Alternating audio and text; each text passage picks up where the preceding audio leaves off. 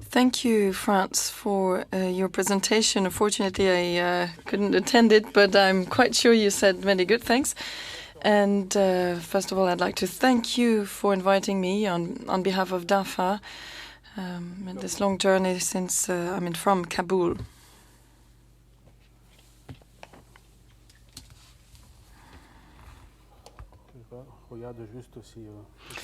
Okay, I'm just checking if everything is working. Following the discussions I had with certain members of the audience, both students and novice people about Central Asia, they asked me to provide details, to focus, to spend some time on the chronology of Central Asia and talk about certain bizarre names of archaeological sites of Central Asia. So I'd like to apologize in advance if this introduction or presentation might seem repetitive to you compared to the other methodological presentations that you received today.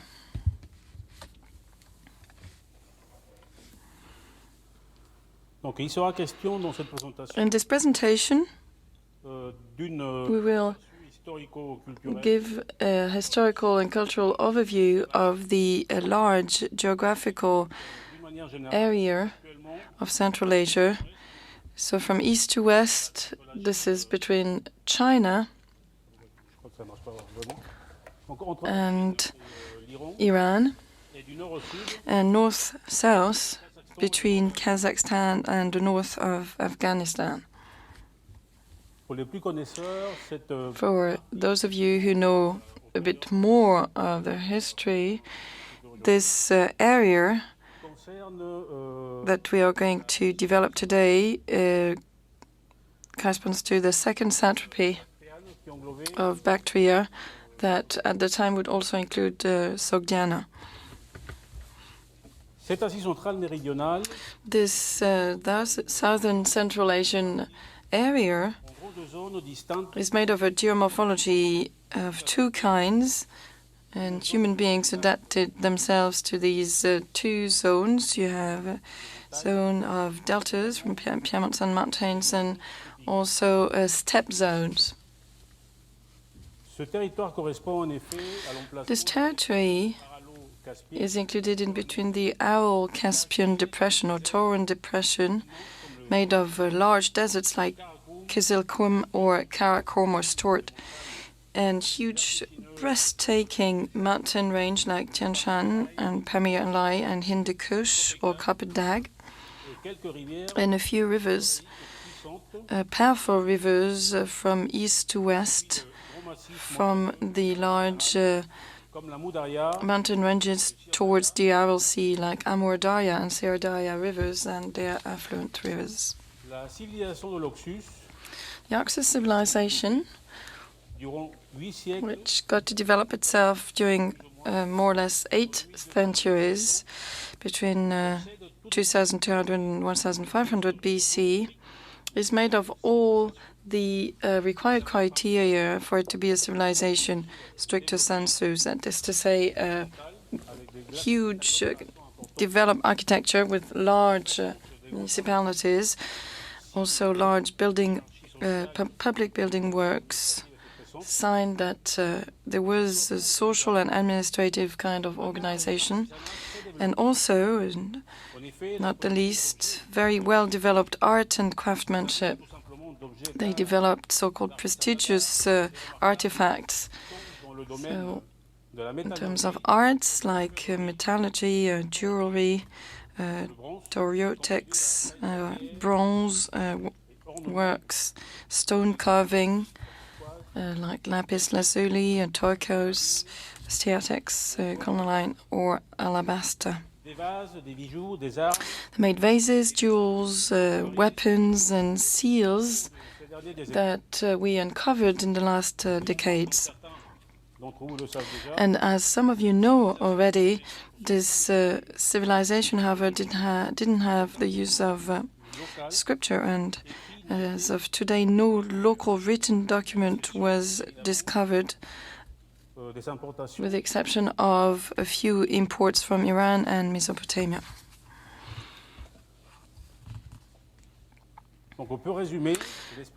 We could summarize the Oxus civilization as a culture, archaeological culture from the Bronze Age in Central Asia, which is now known for about 40 years, and it was booming in between the territories that we courted, but also some other archaeological elements were uncovered in Iran and in Pakistan. The origin of the Oxus civilization is still being debated. We won't linger on this because it concerns a larger period of time from Chalcolithic to early Bronze Age. That is to say, between the end of the 4th millennium BC and beginning of the 3rd millennium. So at the end of the Bronze Age, all of this area from the Caspian Sea to Pamir was occupied by sedentary farmers, animal breeders that would also have artificial irrigation systems, and they would use the animal, vegetal, and mineral resources of a very rich environment. This birth came about to be about 2300 BC. It was a proto-state society with urban features, and the socioeconomic systems with transcontinental exchanges in terms of raw materials, and it was flourishing between two large empires, that of Hindus and the Middle East.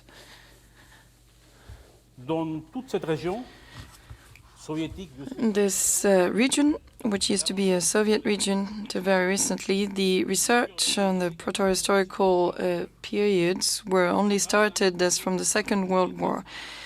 Thanks to state funding, Central Asian archaeology researches were started. You had pluridisciplinary researches with archaeological, historical, language, or geological, technological interests. People would try to look at very long periods of time from Paleolithic to the Islam period. In 1946, in Turkmenistan, Mikhail Evgenovich Masson managed the pluridisciplinary archaeological expedition. It was also known as Utake. The exploration of the Kopedak sites managed by the 4th section, and Victor Masson, Victor Saryanidi, and Igor Shlopin would belong to that 4th section. There were 3 major archaeologists who will be remembered in history as the proto-historical Central Asian archaeology pioneers. Later on, the Murghab expedition was founded in 1972, managed by Mr. Saryanidi, and he will discover at the time most of the sites that I will present to you today. The inspection showed that there was a strong population in oases of Gonur, Togolok, Aushin, Tahirbai. In Afghanistan, there was an archaeological mission created between the Soviets and Afghans in northwest of Afghanistan, and this is how we got the first information, Bronze Age, in this area. Researches conducted between 1969 and 1979 showed the population of the southern Bactrian plain doing proto-history. As a continuity of this historical overview, I would like now to sort of make a break in my presentation in order to pay tribute to This last Soviet major researcher, Viktor Ivanovich Saryanidi, who just died on December 23rd last year. Viktor Ivanovich was of Pontic Greek descent. He's one of the first researchers of Central Asian archaeology. He was born in Tashkent in 1929, and he studied at the Oriental University with teachers like Mikhail Masson, Boris Levitsky, or Alexander Semenov. And in that university, he will meet another student who will also become an inevitable reference of Central Asian archaeology, Vadim Mikhailovich Masson. As students, they took part in archaeological expedition in Uzbekistan, like in 1948 in Tepe, and also in Nisa in Turkmenistan between 49 and 54, and Sultan Kala between 50 and 54, or in Israel in 1949 as well. His first scientific article was published in 1953 about the ceramic kilns of Merv. He graduated in 1952 and then worked in the Historical Museum of Samarkand.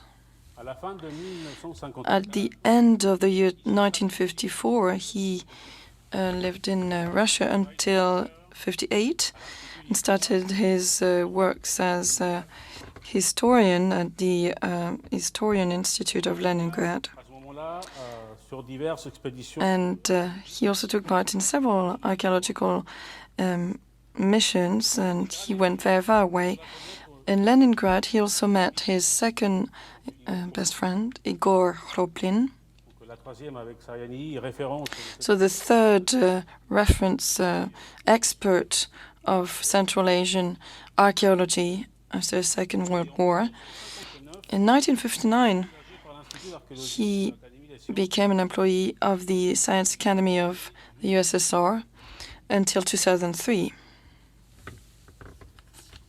Vadim Mikhailovich Masson, Igor Khroplin, and Viktor Ivanovich Saryanidi were to be the pioneers who discovered archaeology elements in Central Asia. Between 1955 and 1956, he took part in Tahibey and Yazdepe excavation campaigns in Turkmenistan. Between 1957 and 1959, he managed an expedition Chalcolithic period on Gatsur in South Turkmenistan and the former Tenjin Delta area. And on the basis of these first researches, he presented his thesis in 1963 at the Archaeological Institute of Science Academy in Moscow, a thesis on the farming tribes of the southeast of Afghanistan. Between 1960 and 1965, he was part of an excavation campaign between in Chechnya under the authority of Mahmoud Muchaib.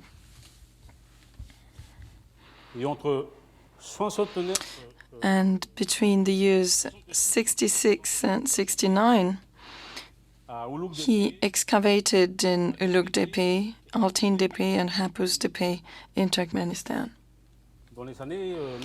In the 1970s, he continued to work in Marjana in Turkmenistan. He discovered sites such as Tagalok 1-21, Kalali, and Ajikuy. And also in the Murghab region, in 1990, he discovered more than 200 Bronze Age to Iron Age sites. In the 70s, still, he continued to work in the Marjan region, and between 1969 and 1979, under the authority of Korea. He worked in the Soviet-Afghan expedition in the north of Afghanistan.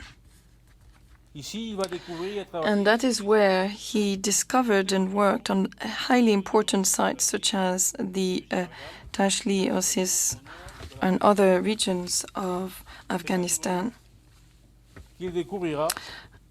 He discovered the famous Tilia Tepe site with the 20,000 golden artifacts.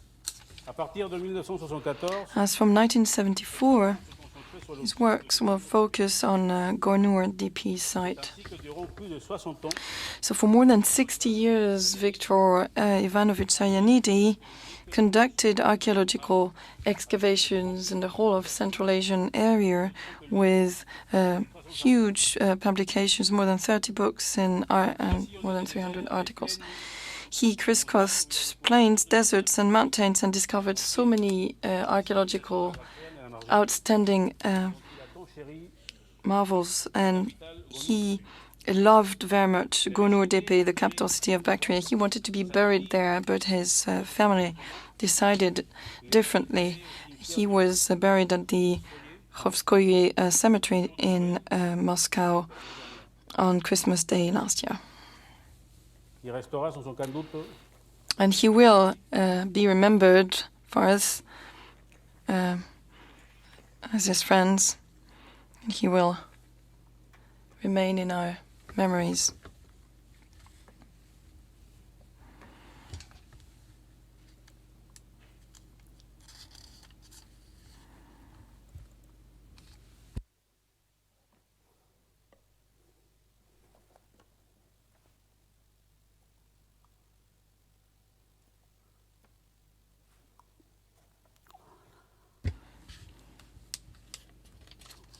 La Bactriane et la Margiane Bactro-Margian are two regions of plains and deltas, and the rivers lost in an environment of steppes and deserts. The sites from these two regions are usually gathered as oases, and it is due to the cereal farming system that required artificial irrigation systems. The archaeological sites that we will mention today are part of a geographical context in which rivers are used as communication ways and transport ways to connect the different deserts and mountains. The floods of these large rivers allowed the artificial irrigation systems to be developed, and certain lands, like at the bottom of the Kapitag, are watered by small rivers or other river sources that are dry sometimes in the summer seasons. The morphology and the evolution of urban factor in this society can only be documented thanks to archaeology. And we had to be confronted with certain limitations, especially in terms of interpretation and findings. I must say that the conclusions and findings I will share with you are not mine. They are that of many researchers. I'll try to quote their names every time. There are several large geographical groups of races in the Kapitag area. Sites such as Altin DP or Namaskar or Luk DP would be compared to one another at the end of my presentation. There's another group of Bactro discovered in the 70s, made of the oasis of Dashli, Farukabat, and Neshka, along the former Bactro and Ashdaya delta, and another group of Murgab with oasis of Tachikibai and Oshin, discovered in the 50s, and Togalok and Gornur, Ajikoi, Adambasan type, and Kalali, discovered in the 70s and organized along the hydrographic network of the Murgab delta. Le groupe sur l'affluent de la rive droite de la Moudaria. On the right bank of the Amudarya River, we've got the oasis of Sapalitepa and Jakartan in the Charabat Darya area. Nous allons tenter de présenter peut-être pas tous ces sites We won't present all of these sites, dans cette suite géographique. but we'll try to provide you with a few information of these sites in this geographical order. Ici de Dashli, The Dashli Oasis first, Dashli 3. le site se situe. This site is located in the most northern part of the oasis. Le site a relevé la présence de deux grands bâtiments monumentaux. We found the presence of two large Il y a un bâtiment monuments, a square fortress and a round building. Le palais The palace est une enceinte rectangulaire is a rectangular enclosure of 88 by 84 meters, au centre duquel, dans une surface de 40 x 30 and presque au carré, s- on voit un inside there is a lateral corridor made of the four facets, 40 by 38. At the very center of each facade, there is a T-shaped structure that divides à l'intérieur large rooms, en forme and in the latter there are gamma-shaped structures. constituée semble être So the rooms seem to be storerooms.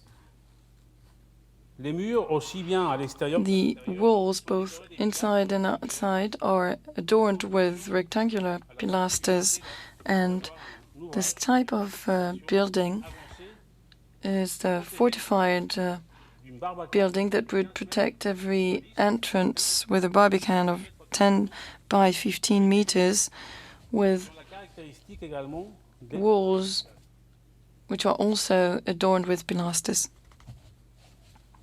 le temple est une Here, structure the temple, it's a circular de 6 mètres de diamètre structure, 36 meters wide, made of 9 quadrangular towers that seem to protect 3 residential units.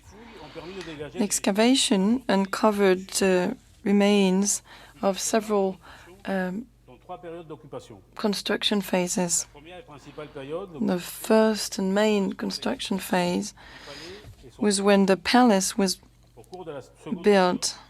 suite à l'abandon de cette Second period, after the neglect of this huge palace, only the eastern part of the courtyard seemed to have been used, and other rooms were built by reusing the walls of the houses of the previous à Dashli. phase. Nous voyons In Dashli 1, there are new round-shaped fortifications. This enclosure would measure aux ongles avait environ 95 by 85 meters.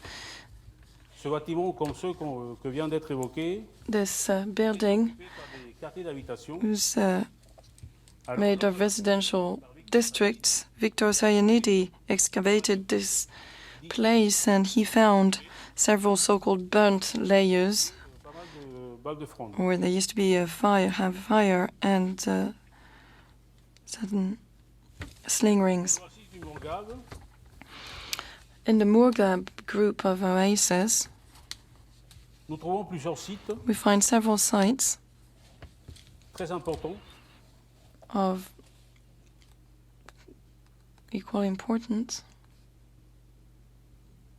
qui se retrouvent en fait le long du delta endoréique. along the delta.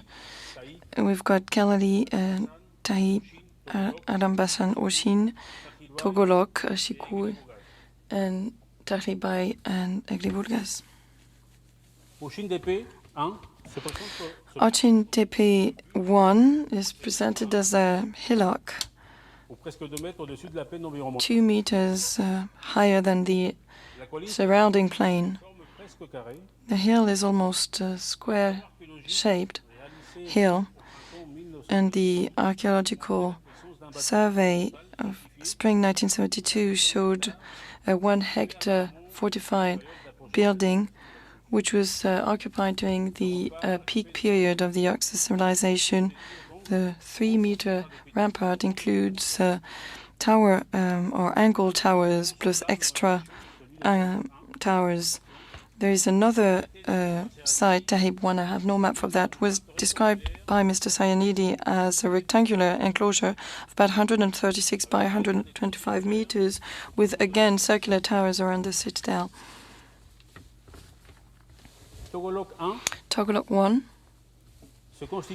made of a central hill, massive hill of 12 hectare surface area, with a 4-meter stratigraphic preservation, an almost rectangular fortress, 200 by 100 meters, was also perceived as being a temple.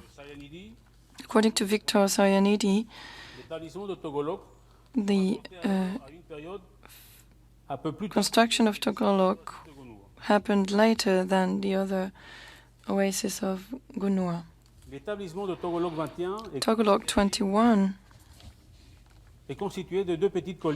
is made of 2 small hills, north and south. Their height is no more than 1 meter. There's a triple rectangular enclosure on one of these hills with circular towers, the enclosure being of 103 by 150 meters.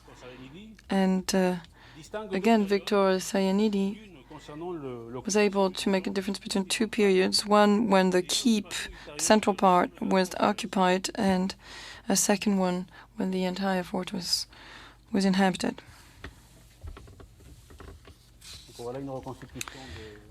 This is a reproduction of the Togolok 21 site.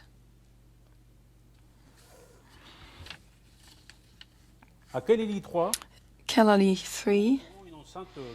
Again, we have a 128-meter square enclosure, which used to be surrounded with, by a ditch and a peripheral corridor. This enclosure is made of square towers every 15 to 18 meters apart from the main entrance. Ajikoui 9. The site has a surface area of almost 6.5 hectares, including a citadel of half an hectare, surrounded by fortified walls. The citadel is an irregular parallelogram with thick walls and 14 rectangular towers and 2 entrances. On the south facade and another one next to the northeast angle. Inside and along the walls we have circulation spaces termed pomimerium, and apparently it was a later period of time of when people occupied outside of the fortress. We can still see the traces on the map. Rossi Hosmila, the researcher, uncovered several occupation phases. The first period would be a pre-urban phase with a lack of mud brick construction. The houses found were kind of huts. There was a second period when the place became a large village, and then an enclosure wall, a city wall, was built around the village. The temporary houses then disappeared. Third phase, the square palace was built, the center, when the population increased dramatically. And last phase, number 4, there were some arrangements made afterwards on the square palace. Ajikoui 8. We just want to mention this site because there are hardly any publications about this site, but as we can very shortly say, it is similar to all the sites we described. In the oasis of Gonura, Mr. Sayanidi discovered 2 sites, north and south Gonura. In the northern side, he will say that it dates back from the Middle Bronze Age, and there was a rectangular fortress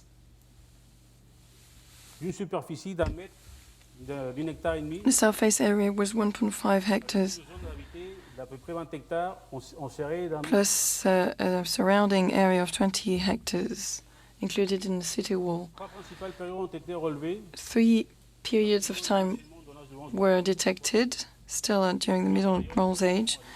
First one, when the fortress was used as a gigantic monument. Second period of time, the building was neglected and the lateral corridors were transformed into houses. And third period, final neglect, and Des centaines de tombes. there were many graves found, À Gournor, hundreds of them. la butte In the southern site of Gonur, se présente there is a hillock again, petite taille. a smaller one. Donc, elle mesure à peu près 130 mètres fois 120 mètres. 130 by 120 meters, and the height is 1.5 meters. There was a large 3 to 4 meter wide defensive wall with round towers of 7 to 8 meters diameter. L'entrée flanquée de deux casemates. There was an entrance in between two blockhouses in the northern part of this citadel, and inside this enclosure, the buildings we found À trois périodes différentes. also were used in 3 different periods of time, and I won't give you the details for this. Avec donc ces deux grands monuments, The 2 large monuments are visible here on the map, but also an acropolis. plus de 4000 ou 5000 tombes, The researchers have excavated more than 5,000 graves, de l'âge du an acropolis that date back from the most recent periods of the Bronze Age. à Sapalitepa, Sapalitipa, de l'autre côté de la Moudaria, on the other side of the Amudarya River, civilisation de la proto-urbaine de l'âge du bronze, the first proto-urban civilization of the Bronze Age, qui sera fouillée is represented by this very site, which was excavated between 1969 and 74 by Askarov. Il s'agit d'une enceinte carrée It's a square enclosure of 82 by 32 meters with external frontal corridors qui releva l'existence d'un bâtiment monumental fortifié that shows the existence of a fortified gigantic building, and there used to be 8 districts. On retrouve donc les installations domestiques de We stockage have de poterie, domestic houses or storerooms or pottery workshops, but nothing that seemed to be related to religious or worshipping rituals. Le vaste site de Jalkutan est localisé dans la région The large site of Jarkutan is in the region of Surya Darya in the Shiravat oasis on the left bank of a river which is mostly dry apart from the rainy season. La surface totale de ce site a été The total surface area is about 100 hectares and is divided in several main septentrionale areas. The northern area des espaces d'habitation is made of residential construits districts, par des nécropoles whereas the other areas dont on a include necropolis fouillé à peu près and about 3,000 units or graves were already excavated. So it's a fortified city, including a temple, fonction religieuse est complètement contestable and avec des installations well, touristiques. the religious function is still debatable, but we also have here barns, presses, manor houses. L'établissement dans la partie nord en fait In the northern part, est matérialisé par un long mur we see a long fortified wall, a long series of buildings.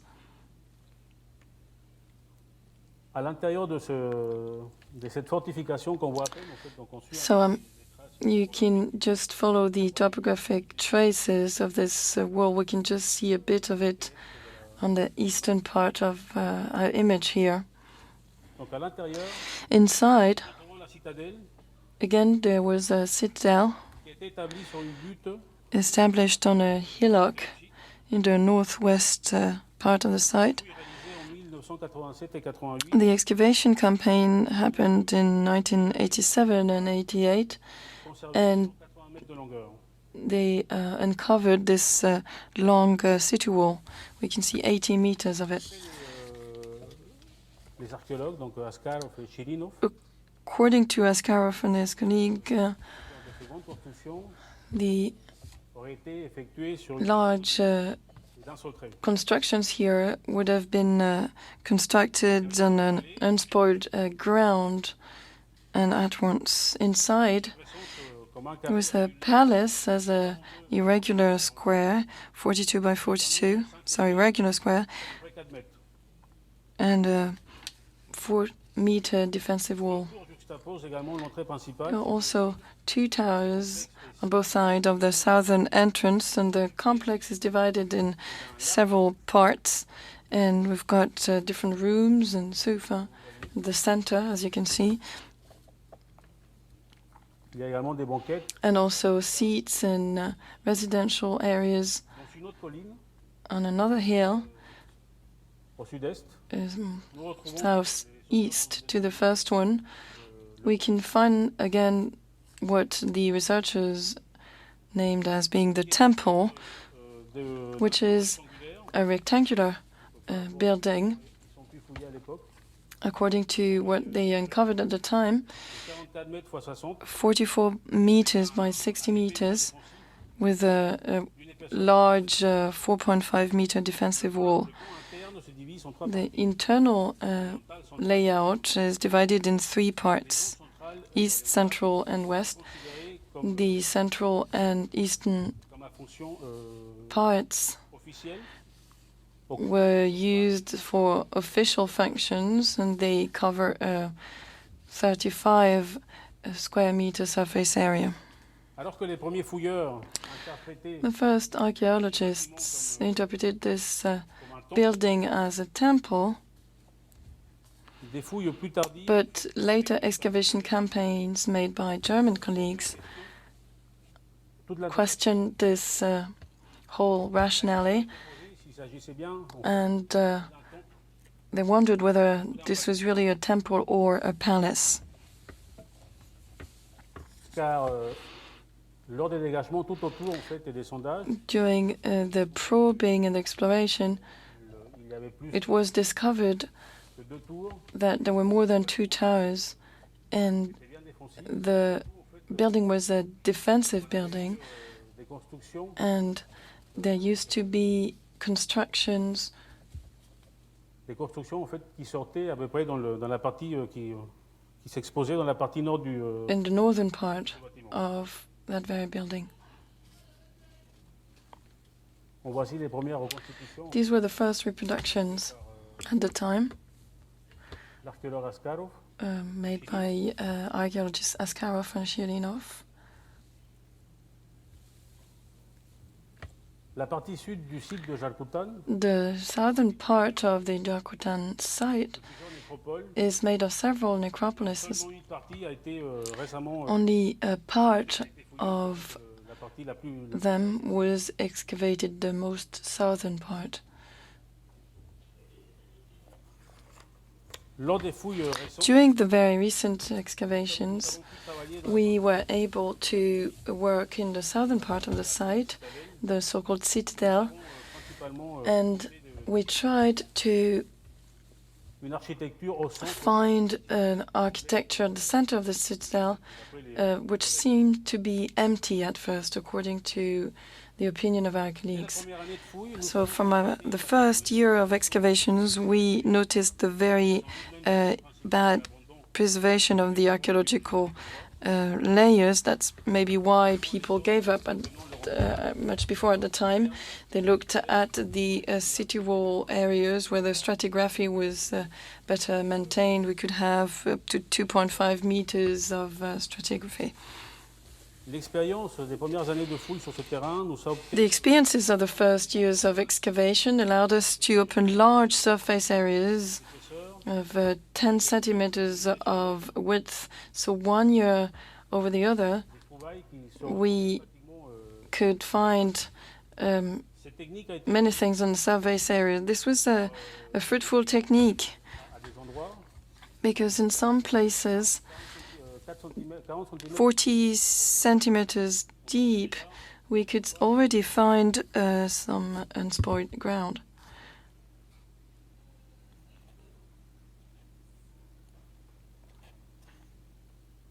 C'est ainsi que nous avons pu mettre en avant And that is how we enhanced 4 occupation phases. qui ne sont pas toutes contemporaines et qui seraient sans doute, And qui tiendraient court sans doute entre they are not all contemporary. So according to our data, they go from 2350 up to 1700 BC. And we found several pits, étaient d'un mètre. 1 meter large Autour d'un bâtiment, pits nous avons around a building which we think used to be a storage building.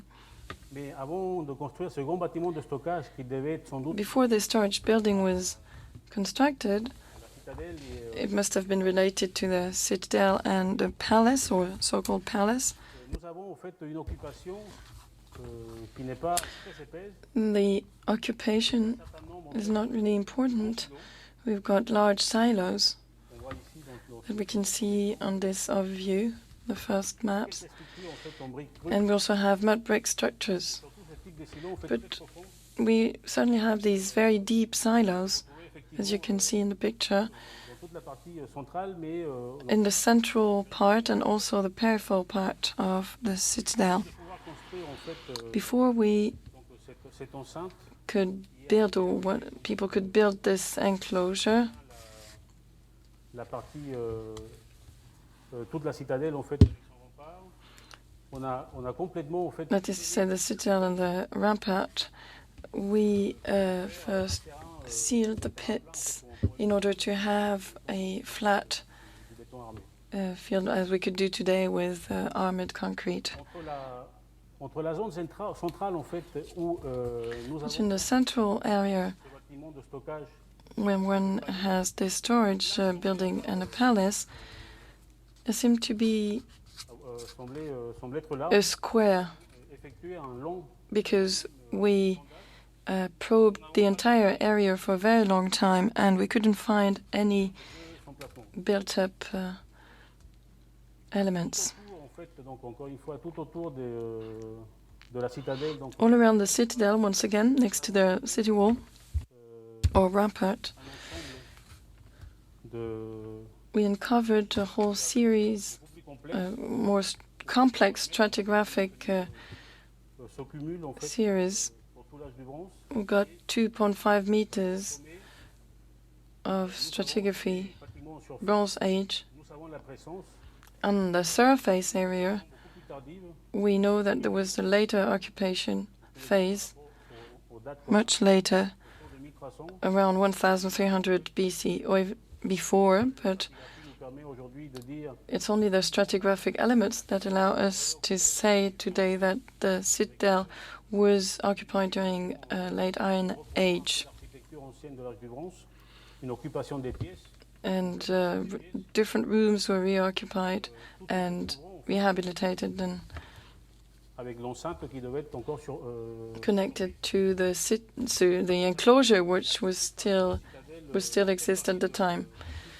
de Jalcoutin dans la partie It's the only part of the Jakutan site septentrionale en fait qui in the southern part of the site en fait du matériel where we could find some early Iron Age material. les structures en fait qui se retrouvaient autour du temple So it's hard for me to imagine that the structures all around the temple and other buildings of the city je pense que cela s'explique would not exist. par le mur d'enceinte et cette zone en fait It can be explained by the enclosure wall population un peu in this area. These nomadic or semi-nomadic populations trouvait plus en sécurité. felt more secure. with these walls. Pour terminer, en fait, parce qu'il nous reste 5 minutes, To finish, faire, en fait, I un still have commentaire 5 minutes left.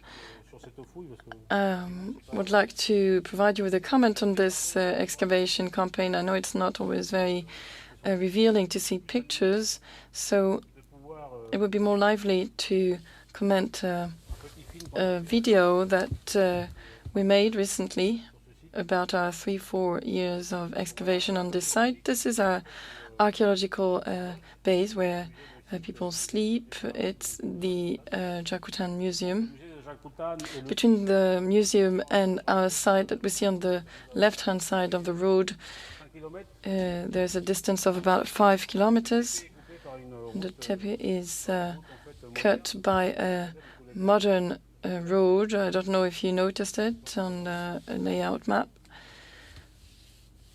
là on voit là en fait la partie de la citadelle, This is part of the citadel and the excavation site.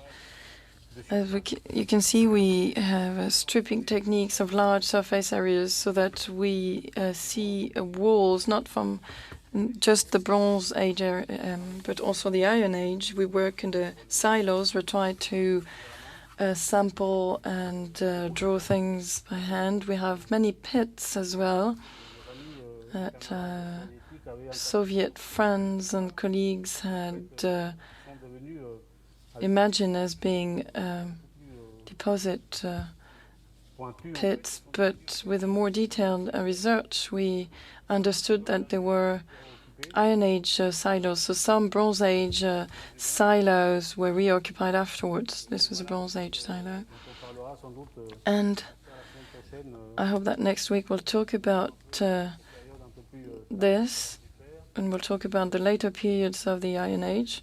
l'occupation plus tardive en fait avec ces silos tout autour. We had a later occupation with these surrounding pits and there's huts, constructions, and Ces réoccupations des pièces the de second sites were reoccupied, the rooms were reused, especially the ones next to the citadel.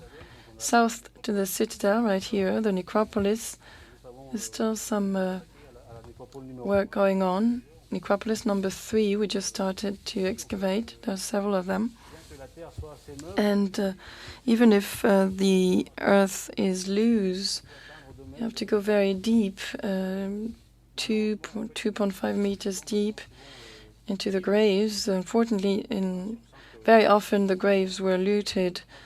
qui seraient pillées. Out of 5 graves, maybe 3 are looted. Nous avons mis en place aussi une méthode où nous relevons en fait parce And we have implemented a method because it's very hard to detect que bleu en fait. Donc lootings, especially in such kind of friable sand. So every 15 to 20 centimeters, we've got references, and voir en fait ce qui est la faute we are thus able to see what belongs to the pits and also the looters' pits. partie occidentale du TP. Nous avons On the western part of the Tempe site, 2 mètres et demi, 3 we conducted a probing research. en fait des écoles qui viennent And also we have school pupils coming to visit us, dans la maison. both on the site and also in the museum. Content de faire en fait tout And we also try to do everything that is required for modern archaeology, floating systems, to talk about paleobotanics, anthropology. We also carry out some geographical information system studies and geology, ceramics. These are pieces coming from the necropolis. We try to clean every piece each time during the excavation campaign. de 1 mois et demi à 2 mois. Usually a campaign lasts from 1.5 months to 2 or 3 months. 2 months in the field and 1 extra month when we go to Samarkand in the labs to work. So this is how we clean some pieces. This was a bronze piece. And anthropological researches are very important. This is a colleague and co-manager of the excavation site, Mustafa Kulus, an anthropologist. We have not just earthen ceramics, also lots of potsherds that we have to rework, redraft, photograph, and so on.